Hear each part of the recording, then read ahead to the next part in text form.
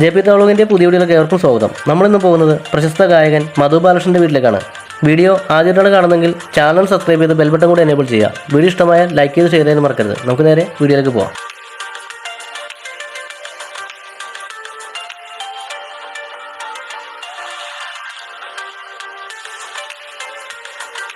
ആയിരത്തി 1974 ജൂൺ 24 എറണാകുളം ജില്ലയിലെ പറവൂരിൽ ബാലകൃഷ്ണൻ്റെയും ലീലാവതിയുടെ മകനായി മധു ബാലകൃഷ്ണൻ ജനിച്ചു.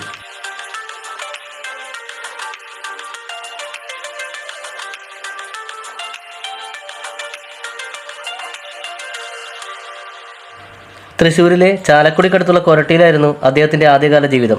കൊരട്ടിയിലെ Mar Augustine memorial higher secondary സ്കൂളിൽ നിന്ന് സ്കൂൾ വിദ്യാഭ്യാസം പൂർത്തിയാക്കി.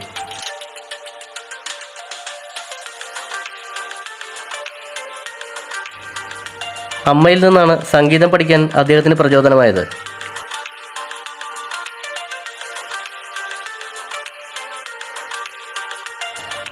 കേരള സംസ്ഥാന അവാർഡും തമിഴ്നാട് സംസ്ഥാന അവാർഡും മികച്ച പിന്നണി ഗായകനുള്ള അവാർഡും തമിഴ്നാടിൻ്റെ കലൈമണി പദവിയും മറ്റ് നിരവധി അംഗീകാരങ്ങളും നേടിയ മധു ബാലകൃഷ്ണൻ ഇന്ന് ദക്ഷിണേന്ത്യയിലെ മുൻനിര പിന്നണി ഗായകരിൽ ഒരാളാണ്.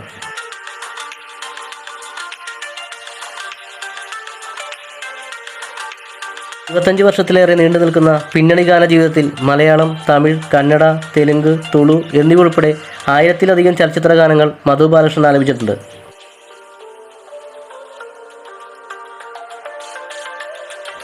V Dakshinamoorthy Swami, Raghavan master, Arjunan master, Johnson master, Raveendra master, MG Radhakrishnan തുടങ്ങി പ്രമുഖ സംഗീത സംവിധായകർക്ക് വേണ്ടി അദ്ദേഹം പാടിയിട്ടുണ്ട്. ഹിന്ദു, ക്രിസ്ത്യൻ, മുസ്ലിം ഭക്തിഗാനങ്ങൾ ഉൾപ്പെടെ 10,000-ലധികം ആൽബങ്ങൾ അദ്ദേഹം ആലപിച്ചിട്ടുണ്ട്. 1995 തമിഴ് സംഗീത സംവിധായകനായ ഷാനിൽ നിന്ന് അപ്രതീക്ഷിതമായി ലഭിച്ച അവസരത്തിലൂടെയാണ് മധു ബാലകൃഷ്ണൻ പിന്നണി ഗാന രംഗത്തേക്ക് പ്രവേശിക്കുന്നത്.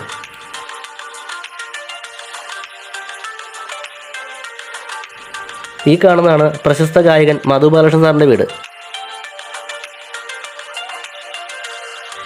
1999 മലയാള സിനിമയ്ക്കായി പാടാനുള്ള അവസരം ലഭിച്ചു.